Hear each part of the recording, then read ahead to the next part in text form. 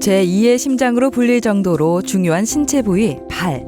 하지만 눈에 띄지 않아 소홀히 관리하는 경우가 많은데요. 엄지발가락이 두 번째 발가락 쪽으로 휘며 관절이 튀어나오는 무지외반증이 발생하기도 합니다. 네, 무지외반증이 생기는 원인은 크게 이제 선천적인 요인하고 후천적인 요인으로 구분할 수 있는데요. 보통 선천적인 요인은 평발이 있거나 아니면 관절이 너무 유연한 경우, 그리고 또 가족력이 있는 경우, 이런 경우들이 있고, 후천적인 요인으로는 이제 하이힐과 같이 발에 부담이 되는 신발을 너무 오랫동안 신는 경우, 특히나 또 발볼이 좁은 신발을 오래 신는 경우들도 있을 수 있고요. 그리고 이제 외상 후에 합병증으로 무지외반증이 생기기도 합니다. 무지외반증으로 관절이 변형되면 통증이 발생할 수 있습니다. 직접 겪는 증상도 고통스럽지만 발목과 무릎, 허리 등에 생기는 2차 질환으로 이어질 수 있는데요. 발가락이 점점 휘는 변형이 계속되고 염증이 발생한다면 수술을 통한 교정이 필요합니다. 몸의 주춧돌이 되는 발 건강을 견고하게 세우는 정형외과 전문의 정동우 센터장.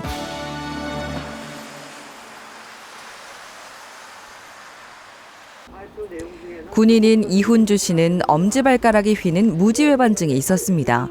오랜 시간 군화를 신고 많은 활동을 하다 보니 엄지발가락이 두 번째 발가락 아래로 들어갈 정도로 변형이 진행되고 통증이 생겼습니다. 아무것도 모르고 있었는데 이제 생활을 하다 보니 좀 발가락이 휘어진 부분이 욱신욱신거리고 빨개져가지고 찾아보니까 이제 무지외반증이라는 병이 있다고 해서 그냥 발볼이 넓다, 신발 신을 때 발볼 넓으면 좀 불편하다 이 정도로만 알고 있었는데 이게 어느 순간 아프기 시작해서 좀 알게 됐어요. 치매지 사례 같은 걸 보면은 진짜 발가락이 이렇게까지 틀어질 수 있는가 싶을 정도로 많이 틀어져 있는데 그 전에만 바로 잡아 놓으면 괜찮을 것 같아요. 무지외반증은 처음엔 튀어나온 관절이 붉어지는 정도입니다. 증상이 진행되면서 염증과 통증이 생기고 완전히 휘어버리는 변형이 생기기도 합니다. 예, 무지외반증이 있어서 이제 통증이 생기면 걸음걸이에 이상이 생깁니다. 보통 엄지발가락 튀어나온 부위가 아프다 보니까 뒤꿈치나 바깥쪽 보행을 하다 보고, 그렇게 되다 보면 자주 발목을 접지른다든지 올라가서는 무릎과 고관절의 통증이 야기가 되고 심하면 허리 통증까지도 유발이 되는 거죠. 결국 무지외반증 자체가 다른 질병을 직접적으로 일으키지는 않지만 악영향을 미치기 때문에 전반적인 우리 삶의 질을 저하시킬 수 있습니다. 발은 관절 건강의 주춧돌이 되는 만큼 정확한 진단이 필요합니다. 활동량이 많아 튀어나온 관절이 신발 안에서 자극을 받았습니다. 발가락이 휜 정도가 심하진 않았지만 걸을 때마다 관절에 자극이 가서 염증과 통증이 발생했습니다.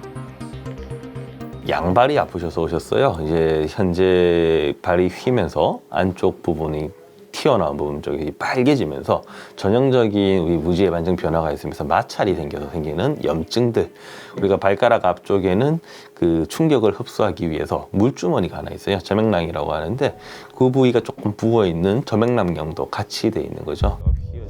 일반적으로 휜 정도가 20도를 기준으로 수술 여부를 결정하는데요. 하지만 증상에 따라 수술 시기는 달라질 수 있습니다. 이훈주 씨는 약 14도 정도 각도가 틀어졌지만 통증이 심해 수술이 필요했죠. 그 마찰이 생기는 원인이 결국 무지외반증이죠. 발가락이 휘면서 안쪽으로 돌출이 되니까 신발과 그 부분 사이에서 계속 반복적으로 문제가 생기는 겁니다. 특히나 지금 발을 좀 많이 쓰셔야 되는 상황이다 보니까 해결이 안 되는 거죠. 그래서 이제 여기가 해야 될 거는 튀어나와 있는 무지외반증 교정 수술을 통해서 그 부분들을 없애주면은 안쪽에 염증도 자연히 도와주고 걷는 게 훨씬 편해지게 됩니다. 이미 휘어진 발가락을 교정하는 방법은 수술밖에 없었습니다. 무지외반증 최소 침습 교정술을 시행하기로 했습니다. 기존 수술 같은 경우는 짧게는 한 3cm, 길게는 한 7cm 정도 째다 보니까 수술 후에 발가락 쪽에 흉터가 좀 남아서 속이 상한 분들이 좀 많거든요. 그래서 이제 미카 수술은 그걸 단점을 최대한 보완을 해가지고 한 0.3cm 정도 되는 구멍을 한 4개에서 5개 정도 뚫어서 이제 수술을 하게 되는 거죠. 보통 통증이 느껴지는 거는 절개법을 하고 나면 우리가 그 뼈를 감싸고 있는 골막을 많이 박리를 합니다. 그렇게 되면 거기서 골막을 박리된 이후에 생기는 통증이 많은데 이제 미카 수술은 그 과정이 없기 때문에 수술 후에 통증도 잡고 그리고 재활도 조금 더 빨리 가져갈 수 있는 장점이 있습니다. 기본적으로 무지외반증 수술은 돌출된 부위의 뼈를 잘라낸 다음 뼈의 각도를 교정하는 절골술로 진행됩니다. 과거에는 교정을 위해 약 5cm 이상 피부를 절개해 뼈를 다시 맞췄는데요. 최근에는 구멍을 뚫어 특수 기계를 이용해 뼈를 절골합니다. 피부에 절개 없이 휘어진 뼈의 각도를 교정할 수 있습니다. 처음에 생각했던 것만큼 교정은 다 했고 이 환자분은 엄지발가락 자체가 좀 휘어 있는 부분들이 컸기 때문에 그 발가락 자체에서 이제 절골술을 할 때 조금 더 많이 교정을 해서 일단 최대한 바른 발가락을 가질 수 있게 그렇게 교정을 했습니다.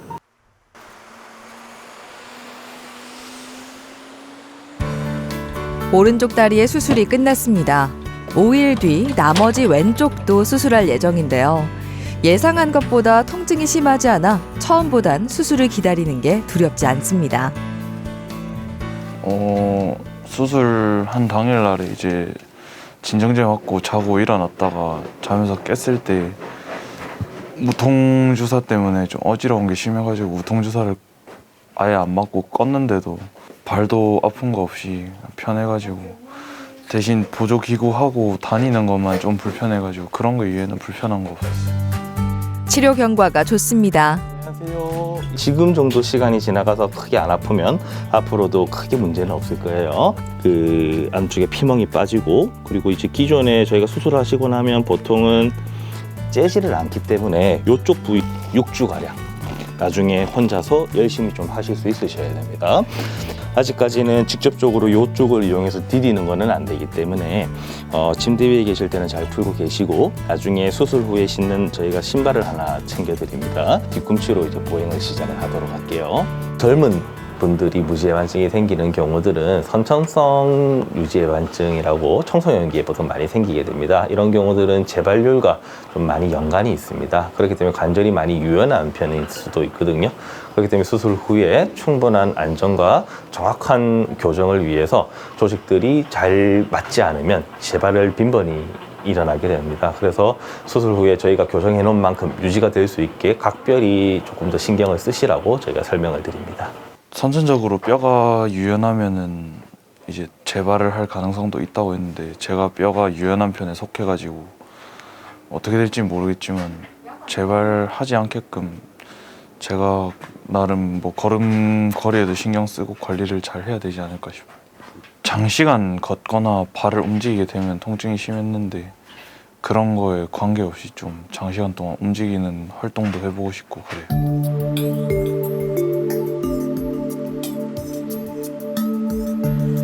무지외반증은 하이힐을 신는 여자에게 많이 발생한다고 해 하이힐 병으로 불렸는데요.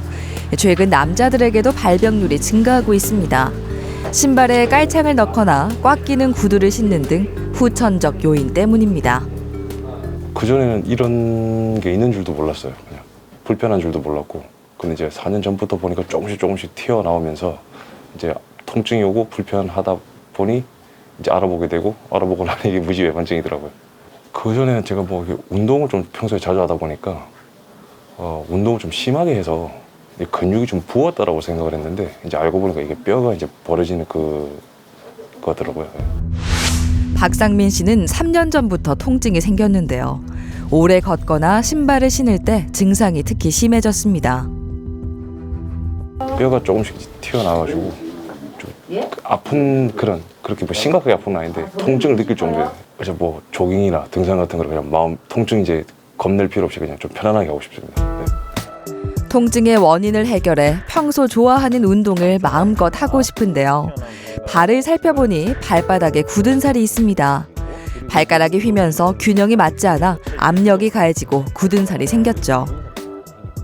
계속 오래된 통증이 조금 있으셨어요. 그래서 좌측 발에 발가락이 휘면서 이제 휘기 시작하니까 걸을 때 불편하고 아프고 이런 것들이 생기는 거죠. 그래서 이제 보통은 초반에 이제 휘면서 관절이 늘어나면서 아프기도 하지만 이게 만성이 되어서도 결국 자극이 없어지지 않은 분들은 결국 휘어 있는 부분들에 대해서 이제 수술적 치료를 결정을 하게 되는 거죠. 일반적으로 수술을 결정하는 기준은 변형 각도가 20도 이상 휜 경우입니다. 하지만 가장 중요한 것은 환자가 느끼는 불편함의 정도인데요. 증상과 변형 각도를 종합적으로 판단해 수술을 결정해야 합니다. 무지해반증에 있는 발등뼈 그리고 발가락뼈 두 군데를 절골을 통해서 배열을 새로 만들어주게 되면 이제 발가락이 일자에 가깝게 되고 그러면 돌출된 부분이 없어지면서 늘어나는 통증도 없어지고 그럴 때 훨씬 편해질 수 있게 그렇게 수술할 예정입니다. 최소 침습 무지외반증 교정술을 시행합니다. 뼈에서 통증을 많이 느끼는 부위는 뼈를 둘러싸고 있는 막인 골막인데요. 기존 수술은 골막을 벗겨내야 해 통증이 심했죠. 최소 침습술은 골막을 벗겨내지 않아 통증이 현저히 줄었습니다.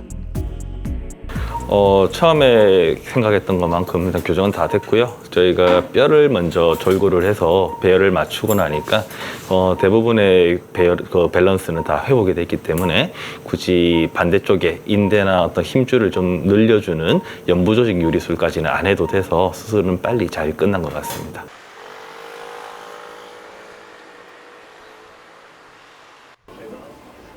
수술 후 2일이 지나면 보조 신발을 신고 보행이 가능한데요. 가볍게 걷는 건 괜찮지만 스포츠 활동은 3개월 이후부터 하는 게 좋습니다. 수술하고 당일하고 다음 날까지는 이제 그 약을 먹고 통증제 계속 맞고 하니까 이제 뭐 별 아픈 건 몰랐고요. 지금 보니까 뭐 그렇게 아프거나 힘들거나 하는 수술은 아닌 것 같습니다. 수술 흉터도 작아 합병증의 위험도 낮습니다. 그래서 지금 보시다시피 저희가 절개를 한 부분들은 크게 없고 구멍을 5개 정도 수술하셨던 요 앞부위가 직접적으로 당이 아직 자극하는 거는 무리가 있기 때문에 딱딱한 신발을 신고 이제 걷는 연습을 시작을 하시면 될 것 같습니다.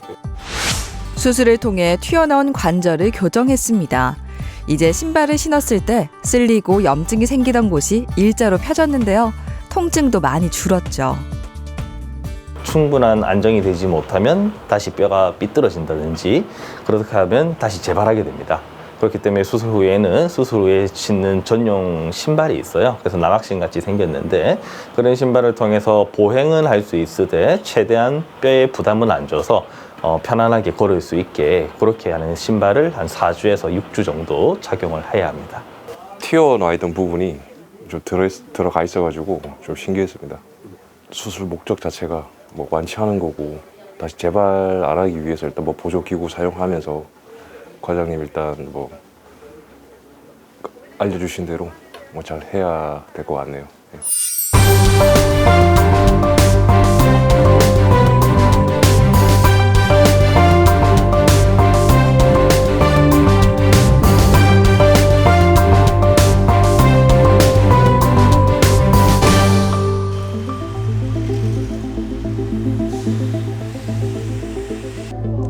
무지외반증은 갑자기 증상이 나타나는 것은 아닙니다.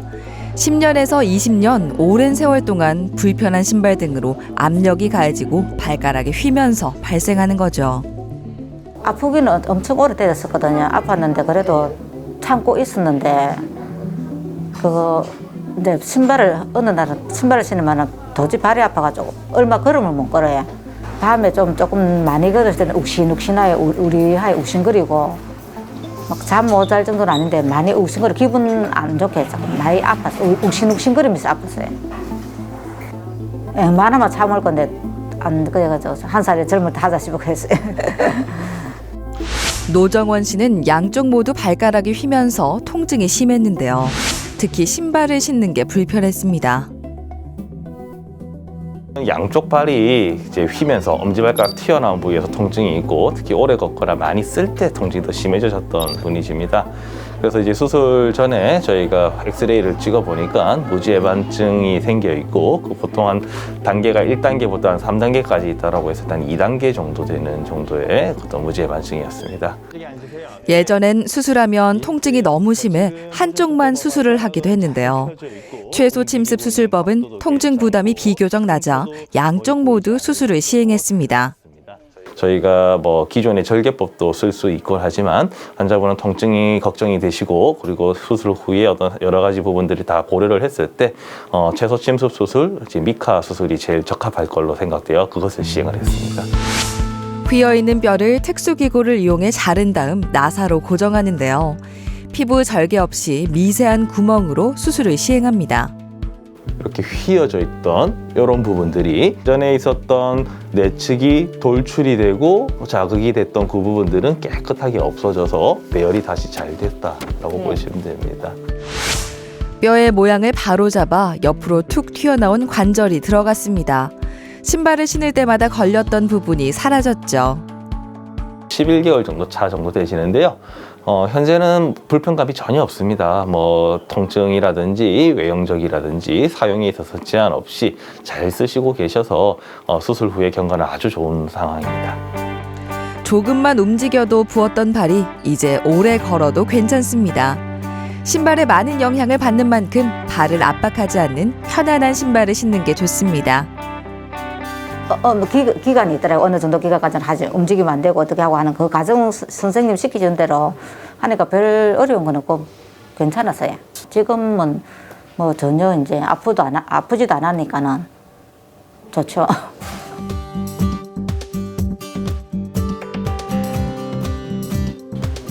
무지외반증으로 최소 침습 수술을 받은 오혜숙 씨. 평소 발이 휘는 무지외반증이 있다는 건 알았지만 수술은 피하고 싶었습니다. 통증을 참으며 최대한 미루다 3개월 전 수술을 받았습니다. 처음에는 이렇게 부위가 조금 그렇게 크지 않았고 붓기만 했었는데 많이 붓다 보니까 거기가 이제 신발도 신고 제가 활동을 하다 보니까 상처를 입었어요. 그러니까 걷기도 불편했고 굉장히 불편했었거든요. 저녁에 고통도 심했고 통증이 있다 보니까. 튀어나온 관절에 지속적인 마찰이 가해지며 상처가 생겼습니다. 염증과 조직의 괴사로 궤양까지 발생했죠. 세월도 지나고 이랬는데 부위가 자꾸 커지고 막 그래 좀 많이 그랬었어요. 그래가지고 중간중간에 병원도 다녀오고 이랬는데 그래 많이 심하게 아프면 수술을 하는 게 좋겠다 이렇게 해서 그냥 여태껏 이래 지내왔었어요. 궤양이 꽤나 깊어져서 내원하셨고 주변에 이제 세균이 좀 들어가는 염증 반응도 좀 보이고 있는 상태였습니다. 그래서 이제 궤양을 해결하지 않고는 무지외반증을 치료할 수가 없는 그런 상태였고 또 궤양을 해결하기 위해서는 또 무지외반증을 치료를 해야 되는 그런 반대의 상황이 계속 이어졌던 거죠. 자, 오혜숙님 오늘은 좀 어떻게 지내셨어요? 시간도 지났지만 좀 네. 많이 활동하는데 편했어요. 네. 발가락은 잘 펴져 있고요. 그리고 이쪽에 있던 궤양이 있던 흔적들도 많이 없어졌죠. 네. 스트레칭 이런 것들을 계속 꾸준히 하시면 훨씬 더 좋아지실 수 있을 겁니다. 일반적인 수술법으로는 접근하기가 좀 어렵습니다. 궤양이 있다 보니까 궤양 위치에 절개를 해야 되고 그렇게 되면 일반적인 무지외반증에 대한 절개가 되지가 않기 때문에 궤양이 있는 부분들은 궤양에 대한 청소를 시행을 하고 미카라고 불리는 채소 침습 수술을 이용해서 수술을 했습니다. 채소 침습 수술은 궤양이 있는 부위 자체를 건드리지도 않고 절개도 한 0.23cm 정도 되는 작은 절개를 한 4개에서 5개 정도 구멍을 뚫어서 수술을 하기 때문에 궤양에 있는 부분들을 크게 자극하지 않고 교정 수술을 해서 원인이 되는 무지외반증도 없애고 궤양도 한꺼번에 치료를 할 수 있었던 경우가 되겠습니다. 먼저 피부가 함몰된 궤양을 제거하고 최대한 상처 부분을 피해 휘어있는 다리뼈를 일자로 교정했습니다. 지금 현재는 이제 3개월 정도 지나면서 뼈를 절골했던 부위들의 유합이 많이 일어난 상태고요. 실제로 이제 생활에는 크게 지장이 없습니다. 저희가 수술하고 한 10주차 정도부터 수영이라든지 등산도 지금 하고 계신 상태고 12주차가 지나면서 이제 유압이 더 많이 발달이 됐기 때문에 지금부터는 좀 더 가격한 운동에 제한 없이 아마 쓰실 수 있을 것 같습니다. 수술 후 3개월이 지났습니다. 수술 부위가 아물고 한혜숙 씨를 오랫동안 괴롭히던 통증도 사라졌는데요. 지금 생각해보면 미련하게 통증을 참으면서 궤양이라는 합병증까지 온 것 같습니다. 그때는 뭐 장소 불문하고 다리도 많이 욱신거리고 조금 많이 불편했죠. 걷는 데는 더더욱 그랬고요. 예. 지금은 뭐 다리가 어떻게 뭐 다리에 대해서 그냥 잊을 정도로 제가 그런데 이제 전혀 뭐 거기 발이 뭐 정말로 이렇게 제가 아프다는 걸 못 느껴요. 예. 발이 아파서 제대로 다니지 못했던 과거를 뒤로 하고 요즘은 걷기, 등산 등 다양한 운동을 하고 있습니다. 운동할 때 한 가지는 꼭 주의하려고 하는데요. 무지외반증이 신발에 영향이 큰 질환인 만큼 발을 압박하지 않는 편한 신발을 신는 겁니다. 나름대로 다 할 수 있다 해가지고 정상적으로 모톤 활동 다 하고 있습니다. 예. 수영도 하고 등산도 가고 다 했어요. 예. 그냥 뭐 여태껏 계속 저는 뭐 사회생활도 하고 움직이는 사람인데 신발 같은 거는 이제 좀 확 맞는 거 이런 거 안 신어야 되겠다는 생각도 하고 되도록이면 편하게 이렇게 편한 신발 신으려고 하고 건강이 최고라는 건 정말 새삼스레 느꼈습니다. 과거에는 발이 불편한 것을 질환으로 생각하지 않았습니다. 하지만 삶의 질이 향상되면서 발 건강의 중요성도 높아졌죠. 발이 휘는 것이 심해지고 통증으로 일상에 문제가 생겼다면 수술을 통해 잘못된 부분을 바로잡길 바랍니다. 기존의 질병들에 비해서 관심을 좀 못 받았던 이유 중에 하나는 발이 아프더라도 환자분들이 기존의 다른 관자들보다는 좀 참고 지낼만 했던 그런 부분들이 분명히 많습니다. 그러다 보니까 기존에 있던 그런 족부 질환들이 잘 알려지지 않았던 부분들도 많거든요. 근데 이제 시간이 가면서 본인이 좋아하는 활동들을 더 많이 영위를 하면서 발이 불편하니까 그런 활동들에 제한이 생기게 됩니다. 삶에 있어서 질을 많이 좌우를 할 수 있는 그런 영역이다 보니까 혹시 불편하신 부분이 있으면 참고 지내시지 마시고 족부 전문가와 상의를 통해서 훨씬 더 나은 삶을 영위할 수 있지 않을까 생각합니다.